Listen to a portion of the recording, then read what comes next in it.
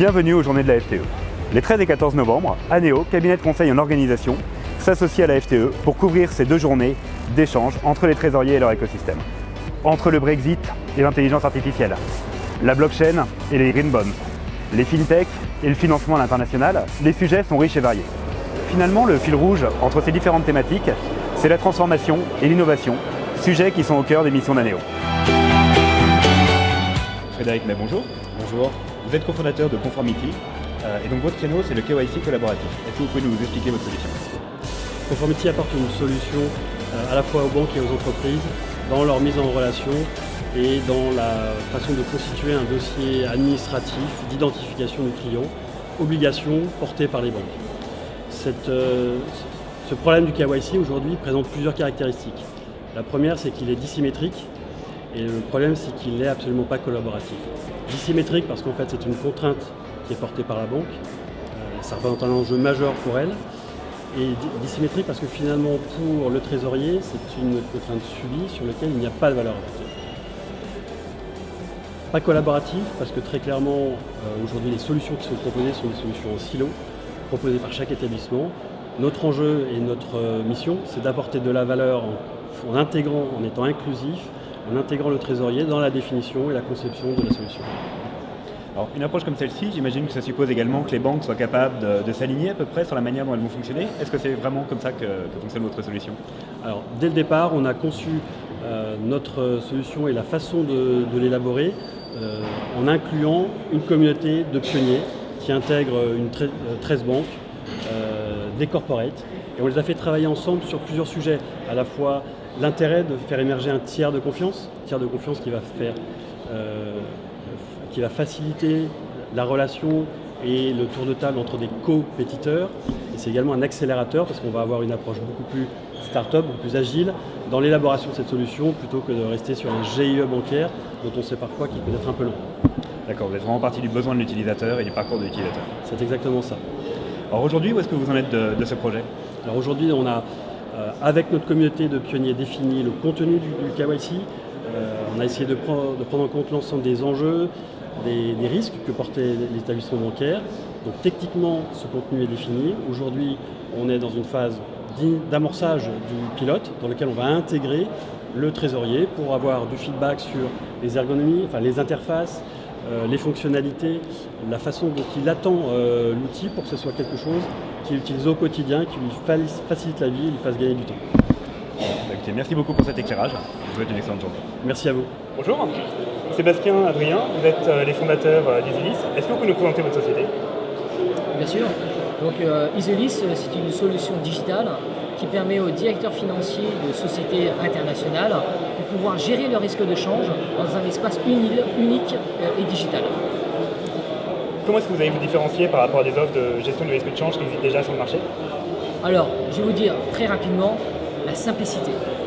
Voilà. La simplicité d'usage de l'outil qui permet à n'importe quel directeur financier d'une TPE, d'une PME et de TI de pouvoir prendre en main cet outil en quelques minutes.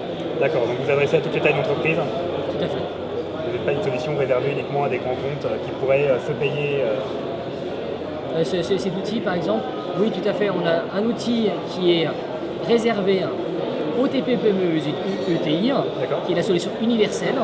Et après, nous avons des solutions beaucoup plus sophistiquées pour les grands comptes qui ont des problématiques spécifiques. Tout à fait. Et tout cela en mode SaaS, en abonnement. Depuis quand existe Isolis? Alors Isolis, à la base, ça a été développé par un cabinet de conseil qui existe depuis 5 ans. Et on a développé cette solution il y a à peu près, ça fait depuis 6 mois qu'elle est sur le marché. D'accord. Alors du coup, chez Isolis, vous avez chacun apporté une expertise ou un domaine de compétences particulier. Quel est votre domaine d'expertise?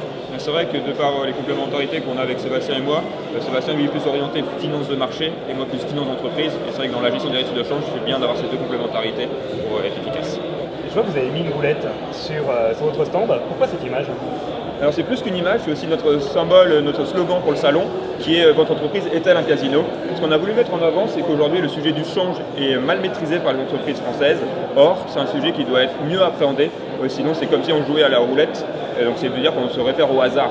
Or, un chef d'entreprise, un trésorier, un DAF ne doit pas se référer au hasard pour gérer son entreprise. Votre entreprise n'est pas un casino. Écoutez, tous nos voeux de réussite pour le lancement de cette nouvelle offre. Écoutez, je vous remercie. Bonjour Nicolas Christian. Vous êtes cofondateur et CEO de Cashforce. Est-ce que vous pouvez nous présenter votre société? Oui, bonjour. En fait, Cashforce, c'est un logiciel pour faire des mieux prévisions de la trésorerie pour des corporates. On était introduit il y a 5 années et après, on a vraiment inventé un système qui remplit un trou en fait, dans le marché parce que tout le monde travaille avec Excel pour faire la prévision de la trésorerie et nous, on fait une connexion avec le ERP, TMS et en fait, en connectant avec beaucoup de transactions, on fait un forecast, on fait une prévision de la trésorerie qui est mieux, plus efficace et vite. D'accord, oui, donc vous avez vraiment cherché l'information là où elle existe dans l'entreprise pour préparer les prévisions. Exactement. Quand on parle de Cashforce, on parle aussi d'intelligence artificielle. Quel est le rôle de l'intelligence artificielle dans votre offre? Ouais.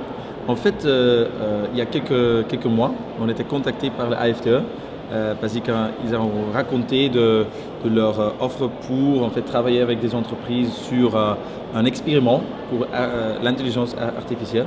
À ce moment-là, on n'avait pas vraiment ça dans notre produit. Il y a beaucoup de calculations, beaucoup d'algorithmes, pas encore vraiment de l'intelligence artificielle. Maintenant, il a dit, OK, est-ce que vous avez quelque chose à proposer et vous avez 2 entreprises pour travailler avec. C'était très intéressant pour nous et on a dit ok oui, on va investir du temps. Et ce qu'on a fait avec une des entreprises, c'était Alten.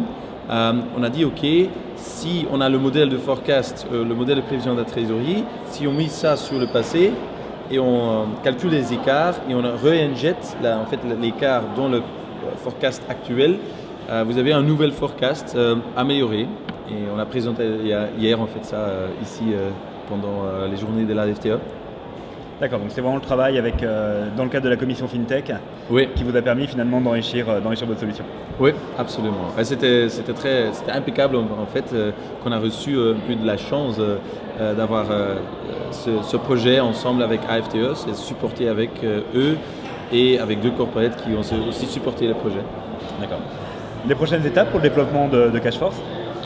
Oh oui, une des choses qui est très importante pour nous en fait, c'est de finir en fait tous les petits points qui restants à partir du projet AFTE. Et pourquoi? Parce que on a aussi entendu qu'il y a des clients existants qui disent ok, vous avez fait quelque chose sur l'intelligence artificielle. Pourquoi est-ce que moi je peux pas avoir cette partie-là? Donc en fait notre but c'est vraiment de développer ça. D'ajouter encore des autres algorithmes pour en fait être mieux prévisionner le trésorerie et faire ça comme but.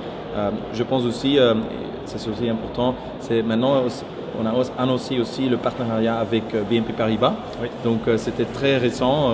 Donc pour nous c'est un vrai boost, accélération pour les ventes et pour vraiment le business autour du monde. Voilà. Ok, écoutez, merci beaucoup pour cette explication. Okay. À très bientôt. Merci. À bientôt.